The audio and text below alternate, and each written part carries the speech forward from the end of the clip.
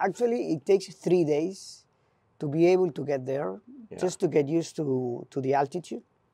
I remember the first day I experienced the altitude sickness, which felt terrible. I mean, I remember sleeping in the same place where the plane crashed in a small camp at the same time of the year. Right. And it was one of the most horrible nights in my life. I lose the conscious of time. I thought that the whole night had passed, and I look at my watch, and it was only an hour and a half.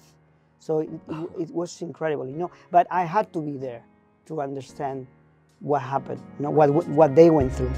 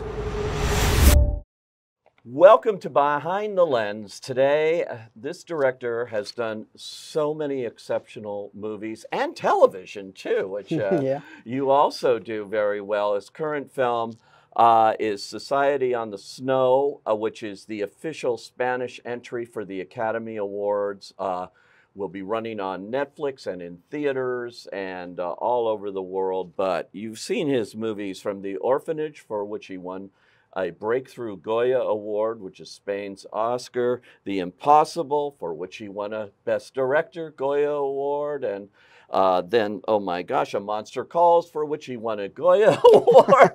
I mention that because you just like are out of the box, winning awards, winning acclaim. It's amazing. Welcome, Juan Bayona, to Behind the Lens. Yeah. Isn't that wild, though, right from your first feature film, to get that kind of recognition? Yeah, I mean, I feel very lucky. You know, I was able to do the films I really wanted to do and got the respect and the appreciation of the people you work with and your colleagues. Sometimes it's difficult to be appreciated in your own country, but not my case. I'm very happy. So I consider myself very lucky.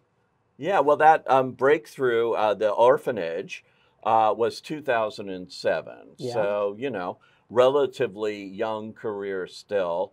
But how did you get to that point where you were able to make that film? I understand Guillermo del Toro was very helpful too, and actually helped in producing the film too, in mentoring you in a way. Yeah, I met Guillermo del Toro in an interview because I was attending a film festival in Spain, Sitges. It's a fantasy and horror film festival. Basically to get free tickets. I was 16, I think. Yeah. And I basically was pretending to be a journalist to get free tickets to watch the films. And the festival said, okay, you're attending the movies, now you need to interview the directors. And then I met Guillermo. He was presenting Kronos, his first film. Yes. And we had a very funny meeting. He told me that years later, he told me that his first question was like, who is this kid with sideburns making me these questions, you know? But the thing is that we became friends. Yeah. And it was years later that I told him I was going to do a horror film. And he said, I want to be part of it. And he became one of the producers of The Orphanage.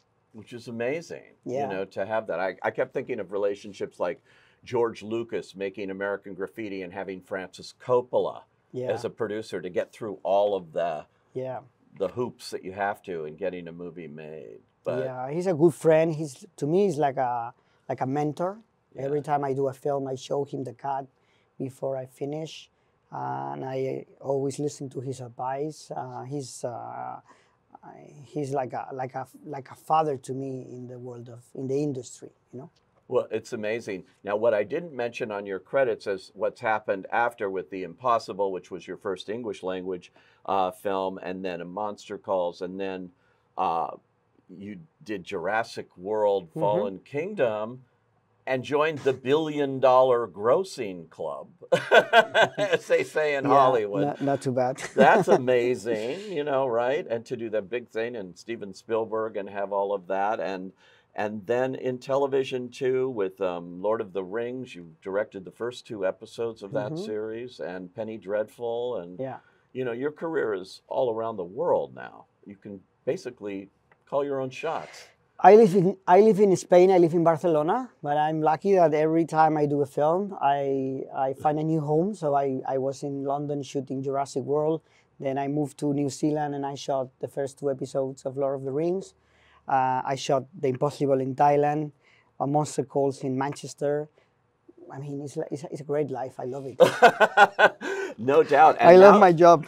Now you've gone back to your roots and done your first Spanish language film in quite a while. Yeah. And why was now the time that you decided to go back home, as it were? It was not the plan. I read Society of the Snow while I was preparing The Impossible, and I was obsessed with that book. We bought the rights. I think it was the last day of the shoot of The Impossible. We bought the rights for Society of the Snow.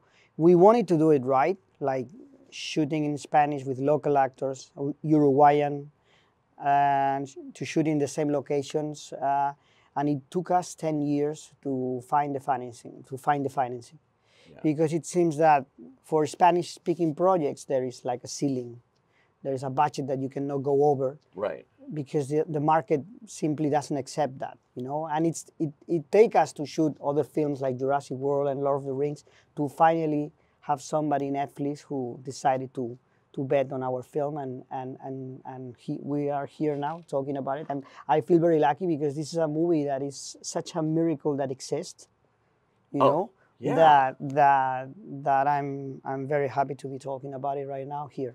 And it's very interesting too, because this happened 50 years ago, and there have been movies. There was a movie right away called Survive, and then there was another one in English language Frank Marshall did called Alive. Frank Marshall, who produced Jurassic World. Yes. So we had the chance to talk about the project. Oh, you did? That's interesting. Yeah. I know Frank really well. Yeah, he's a great guy. He's such a great guy, right? Yeah, he is. So, and his movie was completely different than this one, even though it's telling, you know, the same event, as it were, but definitely from a different perspective than yours. What was his advice? What did he tell you that was helpful? He encouraged me, like he knew very well some of the survivors. He worked with them in Alive, and he was telling me, enjoy it. These are great people. You're going to have a great time with them. He was very kind. Oh, that's cool. Yeah. But this movie, Society on the Snow, is not just about the survivors. The key is it's also about those who didn't. And not to give too much away if you haven't seen it, but there's some very key casting decisions and script decisions that you put into it to make sure it's everybody that was on that plane.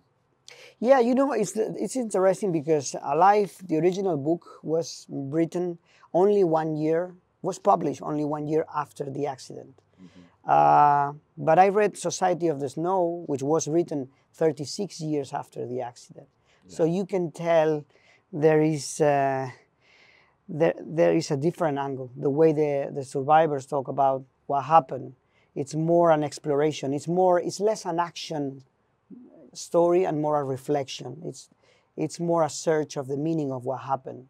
And that was very interesting because I thought I knew the story, I thought I knew the fact, but I didn't knew really the impact and the scope, how big was the influence in all levels of the tragedy on the survivors, on a psychological, on a spiritual, on even a philosophical level. Yeah. So it was very interesting I was very in shock when I read that book to find out what was so emotional to me, like trying to find out what is that. And I remember there were some conversations between the living and the dead. I remember one line from Roberto Canessa telling the dead, accepting peace that we had the privilege to live the lives that you didn't have the chance to live. Yeah. Those kind of conversations, that really moved me. And I remember that actually we were shooting The Impossible, and we did like one of these moments that the whole crew gathered together and made like some good wishes to be blessed, you know. Right. We asked for permission for the spirits in Thailand to be able to shoot that film. And I read these lines from Roberto Canessa in that kind of homage that we did in Thailand, you know. So it's been a long time that I've been working in this. But I was very, very shocked about these conversations, and I thought that why don't we tell the story from this other angle? Yeah. You know, the same way, because everything had been told about this story. There were 2 movies and many documentaries and books. Oh, yeah. And I thought, what is missing here? And I thought, the experience of those who never had the chance to tell the story is what is missing. And I thought, the same way the dead gave everything they had to the survivors, how beautiful would be now the survivors give their words, their testimony, to give a voice to the dead now and tell the story of these people that was so important for the others to come back. Exactly. And actually, now when I see the movie with the survivors and with the families of the people who stay there, you can tell that the movie is almost like a healing thing for them, because suddenly everybody's at the same level. It's not only the story of the ones who the 29 who survived. You know, it's not alive. It's also about the other guys, you know. Yeah. So, but I think it had to pass all this time to get to that perspective, you know. It absolutely, and you know, this story has over the years people often just like want to shorten it and say, oh, that's the one with the cannibalism where they, you know, and it's so exploitative and not, and so I went into your movie not knowing anything about it except what the story was, and I watch it and I go like, you know, that is there, but it's not what it's about. Exactly. And actually there's one scene where one of the survivors tells someone else as he's going off to do something, it says, you have my permission for my mother and my sister. And it was done with dialogue and not exploiting it, but it was so moving and an amazing way to, I think, handle that aspect of that story. You know, that's the power of film, how the same fact, you change the perspective, you change the point of view, and the meaning is totally different. So by changing the point of view from the guy who needs to eat the corpse of a friend to the friend who gives everything, gives his body to his friend to come back, suddenly it's an immense act of love, of generosity, of friendship. So all that thing of the cannibalism thing gets like under the shadow of this big decision that it's about life, it's about friendship, it's about extreme generosity. Of the much bigger picture of what this is about, which is why this is really the first time for me I'm really seeing this story. Yeah. And I've seen and actually what is so big in the story is the fact that when somebody gives everything to his friend, you know, and there is this line that they keep repeating, you have the best legs, you need to walk for us, you know, or give your own body to the other one, you know. It's the immediate realization that you and I are the same. Yeah. And this is so important nowadays. Oh. We live in a society that is constantly putting ourselves in front of the other ones, you know, and you read the news and it's terrible every day what you read. And this society, the way they behave and the way they gave everything they had to the other ones, like knowing that if you survive, I survive. You know, that's so important, it's so relevant nowadays. And it's actually the idea that stay there all the time, you know, in such a hard film to accomplish, you know, every day of the shoot felt like climbing the mountain, you know? Yeah. But the idea behind it was so powerful, so moving that it was the fuel for us to be working on it every day. And it shows the fragility of life and the value of it, as you just mentioned, in a time where all we're being bombarded with are just horrifying stories of humanity and terrible things that are happening. Here is something that is actually uplifting in showing that, which is unique. It's also, but having seen The Impossible and what you did with Jurassic and all of that, I mean, you are a craftsman able to do this, what looks like impossible filmmaking. You go to the actual locations where they were so remote, where nobody could even find them for 2.5 months, and actually shoot it there in those conditions and everything. That could not be easy. No, it wasn't. No, it takes 3 days to be able to get there, just to get used to the altitude. I remember the first day I experienced the altitude sickness, which felt terrible. I mean, I remember sleeping in the same place where the plane crashed, in a small camp, at the same time of the year. Right. And it was one of the most horrible nights in my life. I lose the conscious of time. I thought that the whole night had passed, and I look at my watch and it was only an hour and a half.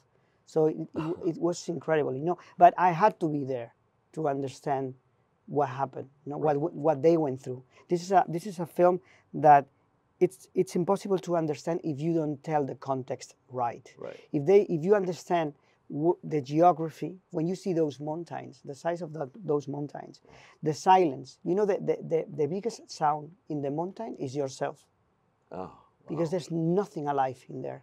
So the only thing that you can hear is your breathing and your footsteps. You know, it's incredible. So you need to tell the context right. You need to tell the isolation, the cold, the hunger. You need to put the audience in there. The moment the audience will be there, they will understand and they will comprehend what they went through and what they did in the mountain. And the audience really, before they even get on the mountain, that plane crash is so effective. You feel like you're on it. And I've seen a lot of cinematic plane crashes, but nothing that really got to this level for me. I don't know how you pulled it off in terms of the visual effects and what went into that, but it really is very real.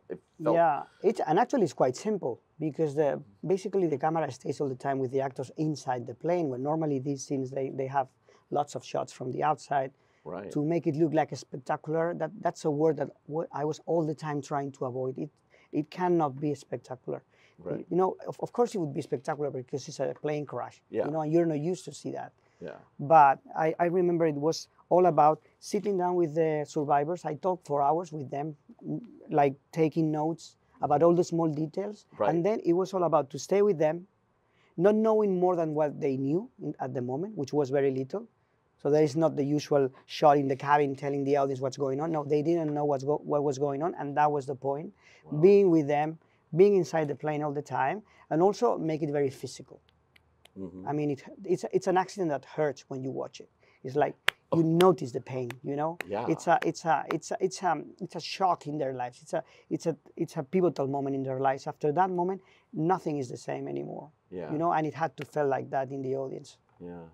You know, and the story, of course, there were 29 survivors and things, and it was almost like, God, you can't make this up. It was like a Christmas miracle that happened when they were finally, this movie's coming out in December, and it really is a Christmas miracle movie in one aspect.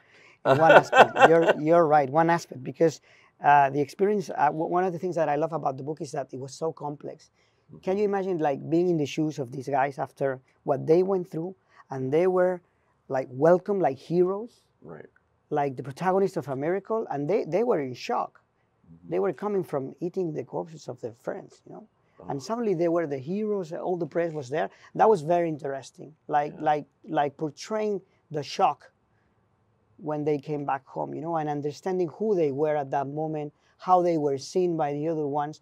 This is what I love about the book from Pablo Garcia, the complexity. That is what makes the story so human, because it never has an easy answer to what happened.